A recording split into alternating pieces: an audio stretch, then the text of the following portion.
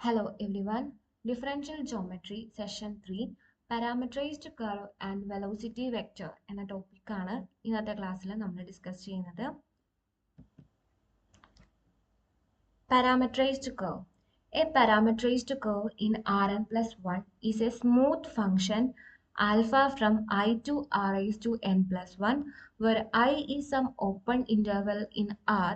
By smoothness of such a function is meant that alpha is of the form alpha of t equal to x1 of t, x2 of t, etc. xn plus 1 of t, where each xi is a smooth real valued function on I. അതായത് ഒരു parametrised curve in R N plus one എന്ന് പറയുന്നത് ഒരു smooth function ആണ്. ആ function ആണ് alpha. അത് ഇവിടെ നിന്ന് ഇവിടേക്കാണ്, ഐയിൽ നിന്ന് R raise to N plus വണ്ണിലേക്കാണ്. ഇവിടെ ഐ എന്ന് പറയുന്നത് some open interval in R ആണ്. അതായത് ഒരു parametrised curve in R N plus one ഒരു smooth function alpha from I to R raise to N plus one ആണ്. ഇവിടെ ഐ ഒരു ഓപ്പൺ ഇന്റർവെൽ ആണ് ഇൻ ആറില്. By smoothness of such a function is meant that alpha is of the form.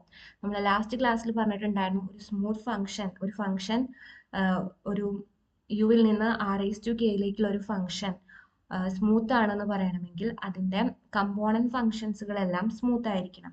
അപ്പോൾ ഇവിടെ alpha of T എന്ന് പറയുന്നത് R N plus വണ്ണിലായിരിക്കും. അതായത് ഇതിൻ്റെ കമ്പോണന്റ് ഫംഗ്ഷൻ നമുക്ക് ഇനി ഈ ഒരു ഫോമിൽ എഴുതാം.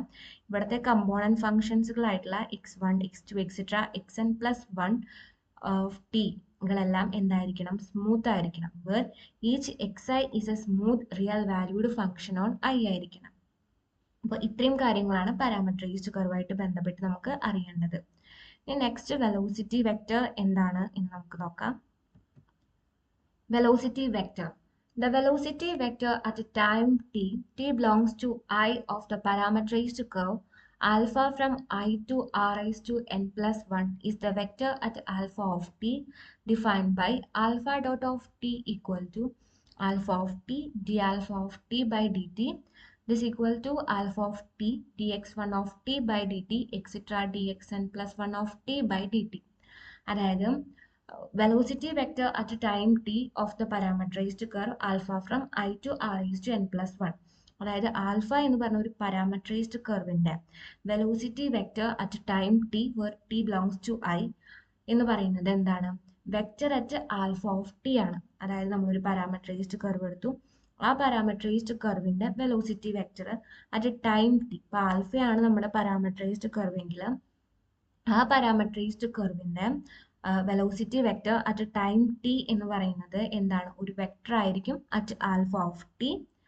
ആൻഡ് അത് ഡിനോട്ട് ചെയ്യുക ആൽഫ ഡോട്ട് ഓഫ് ടി ആണ്. അത് ഡിഫൈൻ ചെയ്തിരിക്കുന്നത് എങ്ങനെയാണ്? That equals to alpha of T D alpha of T by D T ആണ്. ഈ ആൽഫ ഓഫ് ടീനെ നമുക്ക് എങ്ങനെ എഴുതാം? X one of T, X two of T, etcetera X N plus one of T എന്നുള്ള ഫോമിൽ എഴുതാം. നമ്മൾ പാരാമെട്രൈസ്ഡ് കർവിന്റെ ഡെഫിനീഷനിൽ നോക്കി പഠിച്ചിട്ടുണ്ടായിരുന്നു. അപ്പോൾ അത് പ്രകാരം ഇത് equal to alpha of t dx1 of t by dt etc. dxn plus 1 of t by dt എന്ന് നമുക്ക് എഴുതാം. ഓക്കെ, ഇനി കുറച്ച് എക്സാമ്പിൾസ് നോക്കാം. പാരാമെട്രൈസ്ഡ് കർവിന്റെ കുറച്ച് എക്സാമ്പിൾ ആണ്. Alpha one of T equal to cos T sine T, alpha two of T equal to T T square, alpha three of T equal to T T square, T raise to 3, T raise to 4, T raise to 5. ഇതൊക്കെ examples ആണ് parametrised കർവിന്റെ. നോക്കുക, alpha of T equal to cos T sine T, ഇതൊരു സർക്കിളിനെ represent ചെയ്യുന്ന ഒരു പാരാമെട്രൈസ്ഡ് കർവാണ്. Okay, alpha dot of T എന്ന് പറഞ്ഞാൽ എന്താണ്? ആൽഫ ഓഫ് ടി എന്നാണ് സ്റ്റാർട്ട് ചെയ്യുന്ന ഒരു വെക്ടർ ആണ്. മാത്രമല്ല ഫസ്റ്റത്തെ എന്താണ്? D X one of T by D T ആണ്. ഇവിടെ എക്സ് വൺ ഓഫ് ടി ആയി കിടക്കുന്നത് കോസ് ടി ആണ്. അപ്പോൾ D X one of T by D T എന്താണ്? കോസ് ടീനെ ഡിഫറൻഷിയേറ്റ് ചെയ്യുക minus sine T, and D X two of T by D T, അതായത് ഇവിടെ X two of T sine T ആണ്.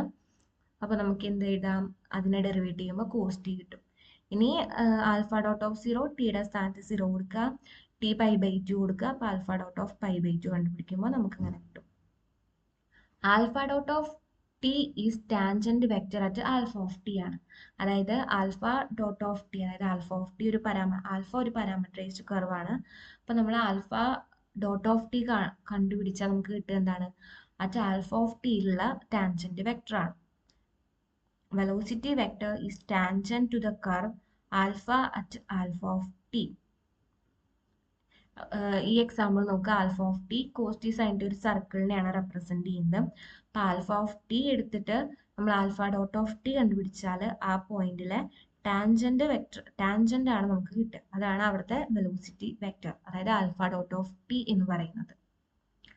സോ ഇനി integral curve എന്താണ്, അതുമായിട്ട് ബന്ധപ്പെട്ട കുറച്ച് എക്സാമ്പിൾസ് ഒക്കെ നമുക്ക് അടുത്ത ക്ലാസ്സിൽ ഡിസ്കസ് ചെയ്യാം.